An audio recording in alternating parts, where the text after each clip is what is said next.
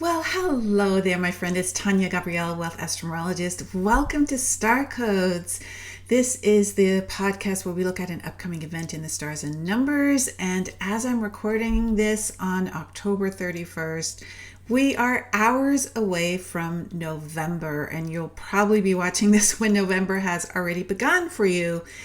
November this year is extra special because not only is it the 11th month, which opens that master number every year, but in 2025, November 2025 adds up to an 11 universal month in the numerology code. So we have an 1111 portal opening up all month long for 30 straight days.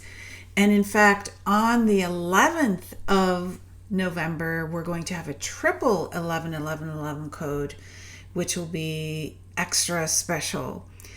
But having 30 straight days of the 1111 portal open means that it's going to be a pivotal month in so many ways. There will just be experiences you have personally and events that are collective that will lift us into new realms. So 1111 stands for an initiation. The 11 itself is two portals, like in a temple, that the ancients would have initiations. You would walk through the portal, and that would basically be symbolic of a double new beginning, meaning you have no reference point anymore. You are operating purely from the intuitive level because you're entering a realm of either complete darkness where your eyes are not able to make out anything. So you literally have to use your sixth sense to be able to function in that environment. And it also represented a doorway, a gateway that you walk through into a new experience, a new world, a new level of consciousness. So when 11 shows up, and a lot of people see 1111 on the clock, it does indicate there is some kind of message for you, an intuitive message to pay attention at that moment to what you're feeling or what you're receiving, or something you may have perceived previously, maybe not taken so seriously or made conscious to the level of where you act on it, and it's just a reminder of, well, listen up again.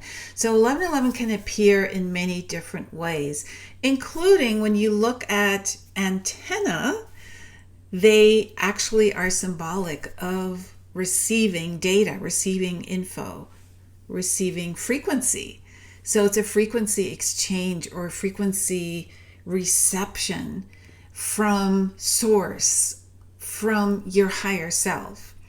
So 1111, those four ones, they indicate radical new beginnings. One is the first number. It indicates a new path, a fresh start. And so 1111 is truly the portal of awakening. And you could say it is connected to ascension. Why do I say that? Well, the 11th sign in astrology is the sign of Aquarius. And the Aquarian age represents the new age we're stepping into. And the ascension, and notice all the A's here, ascension, Aquarius, new age, these, and awakening as well, these are new beginnings. A is the first letter of the alphabet. They're indicating action into a realm that is the unknown. And so you have to be so present when you step into the unknown because there's no reference point. You can't utilize any kind of rememberings, memories from the past that will help you navigate this new path. You literally have to listen, and then you are given the prompts, you're given the guidance to walk forward, to move forward, to understand a situation. So essentially, this code epitomizes an awakening that then unleashes a sense of adventure and also inner peace, because you can only function at the heart level. So when 1111 shows up, it is a time to listen super closely, to be super curious, to ask questions, to not accept things based on previous beliefs, and even be open to changing beliefs about subject matters, especially big subject matters. And I will be diving into a huge subject matter in a moment that will combine all of this 1111 energy. Doubling up the number 1 creates a master number. So 11 is a master number, 22, 33, 44, etc. It means it's a intensification of a frequency. And with the 11, because it is about being so present, it represents timelessness. So it's stepping through the threshold that shifts you to a place where there is no time. So when you do something that's really fun or creative, you lose a sense of time. You come out of that experience and are often amazed at 3 hours have passed or an hour have passed and it felt like 10 minutes, right? So that means you're in that present moment awareness. And when you cross that threshold, you are completely in touch with eternity. And so we need to be acutely aware of everything that's going on in our life so that we're in sync with the natural flow in our life. We need to be out in the sun. We need to be regenerated by life itself and be a receiver of that light and a beacon of wisdom, a beacon of joy, and a beacon of truth. All creative ideas and everything that is joyful and that raises you vibrationally, that comes from that unknown space, that pure space of potential, that infinite void of timelessness that is epitomized by the number 11. 11 is also the teacher. It's not only the psychic master, it is the teacher, because the teacher imparts the wisdom that is channeled in the moment that it is needed for whoever is being taught, including the teacher itself.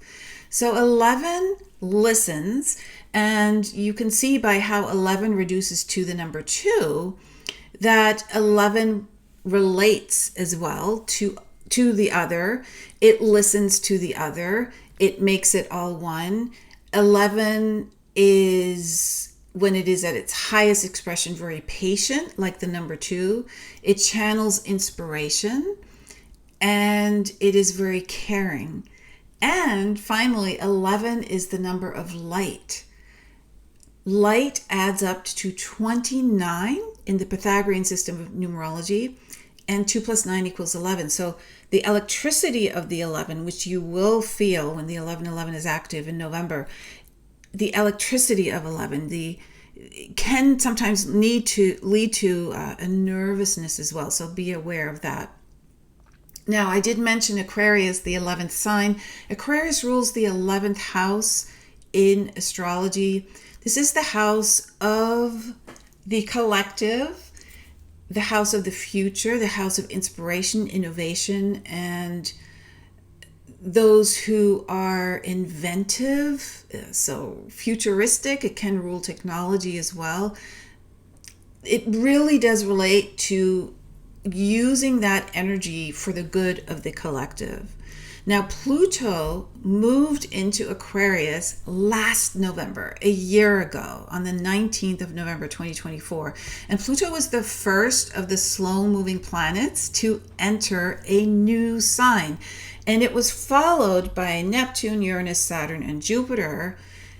And they all entered new signs this year in 2025, though some are back retrograding to their previous signs, and I'll get into that in a moment.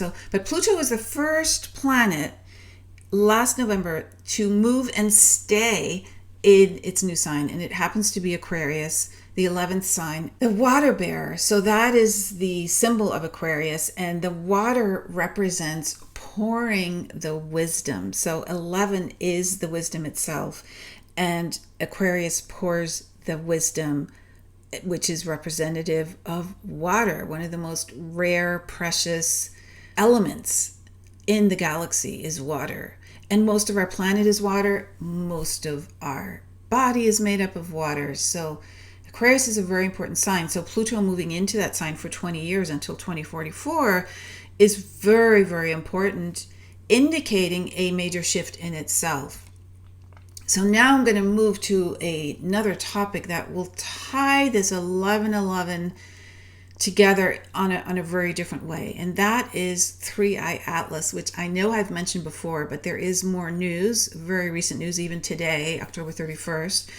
So as you may know, and I've mentioned previously, NASA is keeping critical evidence about 3i Atlas from the public. So on October 2nd, the interstellar object 3i Atlas, which was discovered on July 1st of this year, came closest to Mars.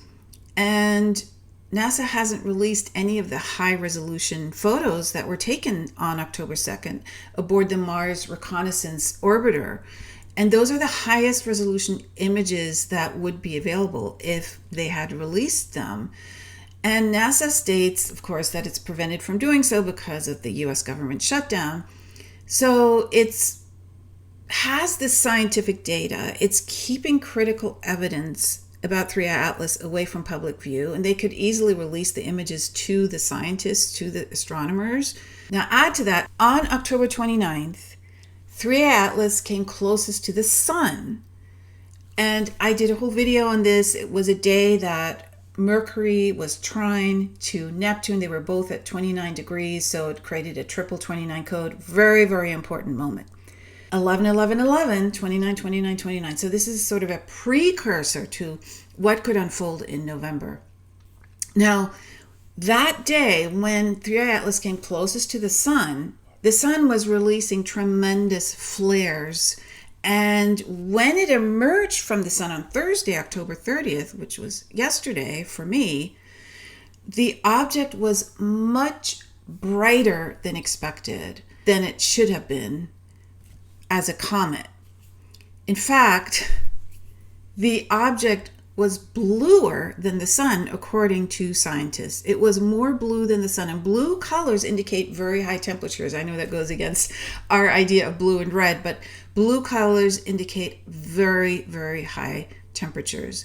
So the sun's surface is 5,800 degrees Kelvin, which is about 10,000 degrees. That's the surface of the sun. Of course, once you go in, it gets much, much hotter, millions and millions of degrees. And it's very difficult to keep a surface hotter than that, right? Than that 10,000 degrees Fahrenheit. So an object like 3i Atlas, this so-called comet, the hottest it could be is 20 times cooler than the sun. And it should be redder. It shouldn't be bluer than the sun. But 3i Atlas was more blue than the sun. It was bright. So this anomaly is added to all the other anomalies already found by scientists, including that 3i Atlas is 1 million times more massive than the first interstellar object discovered 8 years ago. It's at least 30 billion tons, which begs the question, why haven't there been lots and lots and lots of smaller objects found prior to finding this huge giant one, right? Now also, 3i Atlas is moving in the plane of the planets around the sun, which means it's literally ticking off certain planets, and that's a 1 in 500 probability for a comet to do that. It's like a planned trajectory. For example, it came unusually close to Mars, unusually close to Venus, and now will come very close to Jupiter before coming the closest it will be to Earth. But for that to happen, you would have to have some kind of planned trajectory so that the object is perfectly positioned to be at the right place at the right time. Now, today, as I'm recording this, there's even more news, Friday, October 31st.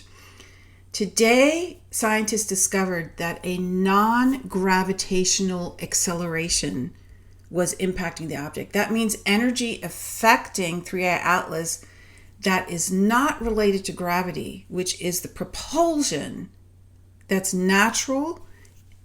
This energy, this non-gravitational acceleration, also is an anomaly. It's not natural. And one more thing, 3i Atlas, when it was discovered, scientists noticed it was made mostly of nickel and very little iron. And the only place we know of that has this kind of composition are the nickel alloys that are produced industrially for the aerospace industry. So you can use your intuition now with all those anomalies, and you can do your own research. There's a lot out there that will help us intuitively to gauge what this object may be. And so-called experts are relying, of course, on past knowledge. And this is how I'm tying this into the number 11. Past knowledge, not present, to identify 3i Atlas and what it might be and saying it's a comet.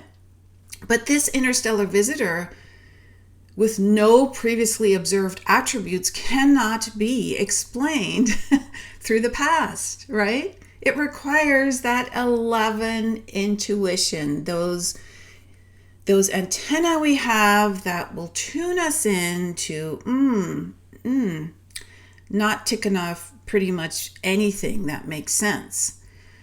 And those events that are non-probability events, they're super unlikely events, they're not being taken as seriously as they should by a lot of the scientific community, which of course means we're the last to know what is actually going on.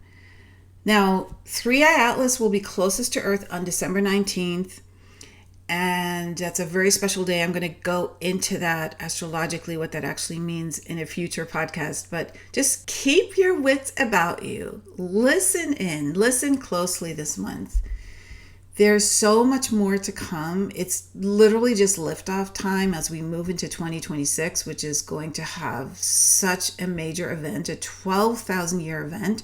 Remember, Pluto moved into Aquarius nearly a year ago and was the first of the slow-moving planets. And in 2026, all the outer planets will finally have moved permanently into their new signs. And that would include Neptune and Saturn. And they're going to have that unbelievable conjunction on the first degree of the zodiac, 0 degrees Aries. And that hasn't happened in 12,000 years. So we're going to have a lot to talk about, and I will be doing that in the 12th annual Ultimate Yearly Forecast. This is for 2026, and we're going to be live streaming on December 8th, and I'd love for you to join me. You can learn all about it at 2026forecast.com. And by the way, everything's corrected now on that page. I have the correct early bird price, which is active for a little bit longer. You can get that still. So I'm going to be revealing all the secrets for 2026, both for you personally and collectively. So part of the powerful preview will be your forecast for your sun sign, your moon sign, and your rising sign. That's the astrology component, and also your personal year forecast. That's the numerology component. And you'll get a really detailed star code guide for the whole year, for every cosmic event of the year, and what the meaning is, the description, and so much more, including a live Q&A with me after the live stream. Now, if you can't attend on that day, we will have an instant access replay available for you right after the live stream. So go discover more. Watch a short video about 2026 at 2026forecast.com. Get the early bird discount while it's still available, and have an incredible month of November. And I will see you in our next video. Lots of love.